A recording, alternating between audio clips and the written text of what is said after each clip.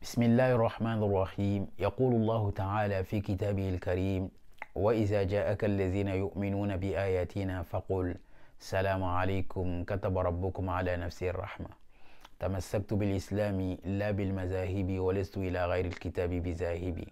J'espère que vous allez bien, vous avez passé une très belle journée, alhamdulillah. Aujourd'hui, on va vous parler de quoi? La mosquée ou les mosquées.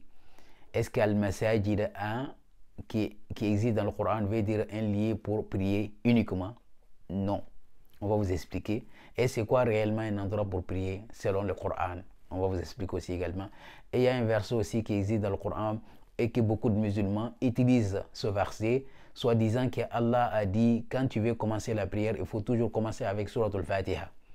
Qu'est-ce que ça veut dire quoi? Surat 15 par exemple, verset 87, Allah a dit au prophète وَلَقَدْ آتَيْنَاكَ سَبْعًا مِنَ الْمَثَانِي, que nous t'avons donné 7 versets à répéter, que l'on répète.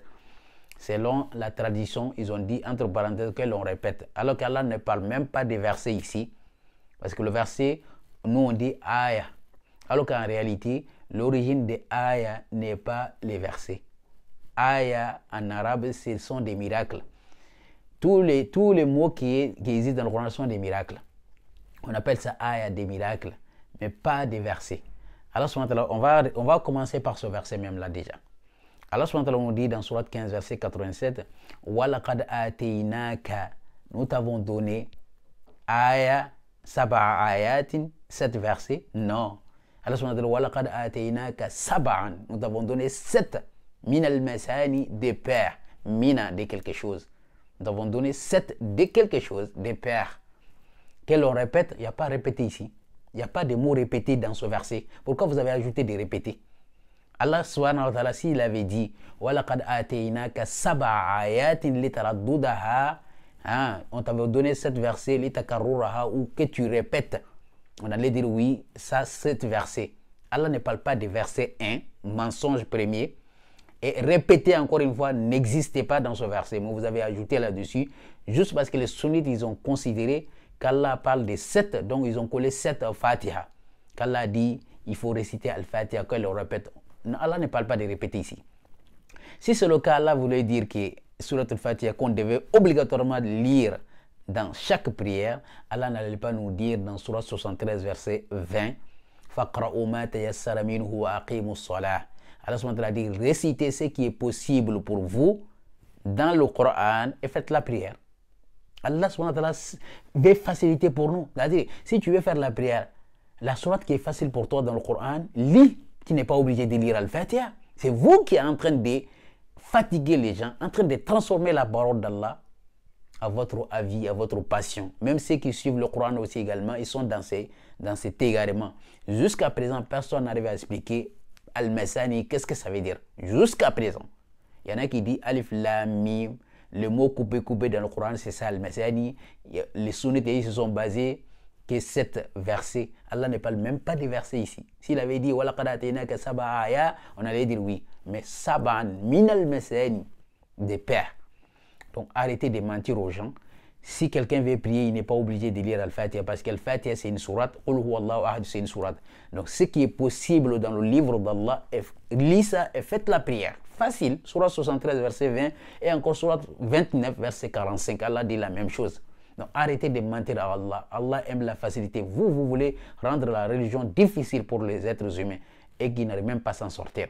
Donc je pense que les sunnites et ceux qui suivent même le Coran, arrêtez de mentir aux gens qu'on doit répéter les Fatiha. Allah ne parle pas de répéter ici. Donc arrêtez de mentir à Allah. Allah n'a jamais dit, si vous ne comprenez pas le Coran, allez-y demander à ceux qui savent lire l'arabe et ceux qui comprennent. Voilà. Ça, on va mettre à côté. On va revenir sur Al-Masjid. C'est quoi Al-Masjid? Al-Masjid, ce ne sont pas des endroits pour prier seulement, comme on a aujourd'hui les mosquées, les masjids. Non, c'est pas ça. Dans le Coran, quand on regarde Al-Masjid, ça signifie beaucoup de choses. Par exemple, si on regarde Surat 18, verset 21, quand les gens qui étaient dans le caverne là-bas, et que Allah a montré l'endroit où ils étaient.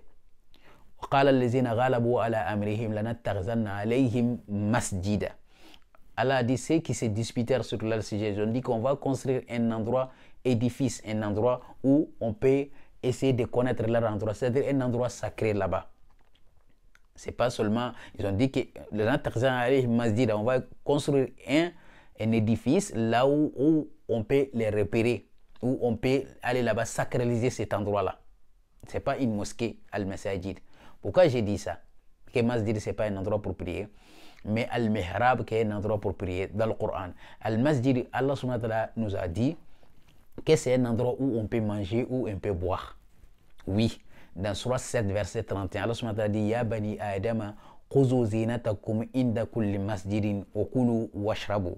Ya bani Adama, ô enfant Adam, khuzu zinatakum inda kulli masjid. Allah ne m'a même pas des musulmans. Allah a dit ô enfant Adam, chaque être humain, si tu te retrouves dans un endroit édifice, un endroit où on apprend là-bas la parole d'Allah, c'est-à-dire un édifice, c'est un endroit où c'est un siège d'État, où on peut apprendre là-bas, améliorer ses caractères là-bas, on peut apprendre et lire, même si l'heure de la prière nous arrive aussi également, on peut prier, on peut manger, c'est un endroit comme ça, le masjid. C'est ça qui veut dire le masjid. Je ne sais pas si vous comprenez. Donc voilà, c'est pour ça que Allah a dit mangez et buvez et ne commettez pas d'excès. C'est pour cela, si le masjid c'est un endroit pour prier, regarde bien, Allah nous dit dans Surah 2, verset 187 là-bas, quand il s'adressait aux croyants. Parce qu'Allah a dit donc continuez le jeûne jusqu'à la nuit. Mais il a dit ne faites pas de rapport avec vos femmes là quand vous demeurez dans les édifices, dans les endroits qui sont consacrés seulement pour apprendre, pour améliorer. Ce n'est pas un endroit pour avoir des rapports avec. Est-ce que le Sahaba faisait ça avant? Non, il ne faisait pas. C'est un endroit pour régler les problèmes socio-culturels et tout ça. C'était comme ça. C'est pour cela qu'on dit que quand le prophète est venu à Médine, là-bas, il a construit une mosquée. Il y en a qui vont dire que comment toi tu as su ça? C'est dans le Coran. Mais Inch'Allah, je ne peux pas tout dire ici, dans le live, Inch'Allah. Le prophète a construit ça là. Et masjid, ce n'est pas un endroit pour prier. C'est un endroit pour régler le problème entre les musulmans s'il y a la guerre là-bas. Et les gens commençaient à prier là-bas. S'il y a de la prière là-bas, ils prient là-bas. Parce que prière en groupe là-bas existe. Inch'Allah, je ferai une vidéo sur prière de groupe là-bas. Parce que si on regarde Surat 4, verset 102 ou 103 là-bas, Allah SWT nous dit là-bas. Si tu es parmi eux là-bas et que tu diriges la prière, on sait très bien que le prophète dirigeait la prière avec les gens s'ils se retrouvent en groupe. Je veux dire seulement, Al-Masjid, c'est un endroit où on peut améliorer notre caractère, lire le Coran et apprendre et régler le problème socio-culturel et manger et boire. Mais un endroit pour prier, Allah appelle ça Al-Mihrab. C'est pour cela que quand tu regardes Surah 3, verset 39 là-bas, Allah a dit Fanadatuhu al-malaika. Quand il parle de Zacharia, Fanadatuhu al-malaikatu wa huwa qa'imun yusalli fil mihrab. Quand les anges l'appelèrent et qu'il était debout, il faisait la prière dans le sanctuaire. Et il a dit la même chose aussi également à Mariam, Surat 3, verset 37. Quand Zacharie est rentré chez Mariam là-bas, Mariam était dans un sanctuaire, l'endroit pour prier, pour adorer son Seigneur là-bas. Allah a dit Kullama dakhala alayha Zakaria al-mihrab. À chaque fois que Zacharie entrait auprès de celle-là qui est Mariam là-bas, wajada indaha rizqa, il trouvait des nourritures là-bas auprès d'elle. Ouais. Et il a dit aussi à Suleiman, Surat 34, verset 13, Ya'amaluna lahu ma yasha min mahariba. Les djinns y exécutaient pour Suleiman des sanctuaires. Ce sont des endroits pour prier. Mais le message, ce sont des endroits où on peut manger, où on peut boire. Ce sont des édifices où on peut collaborer, prier, manger, se reposer. Voilà, tout ça. C'est ça le masjid. Aujourd'hui, les mosquées, Inch'Allah, je vais parler des prières en groupe là-bas dans une autre vidéo et vous allez comprendre beaucoup de choses également. Prenez soin de vous. Wassalamu min Allah alaykum wa barakatuhu. Ila liqa à demain, bi'iznillahi ta'ala.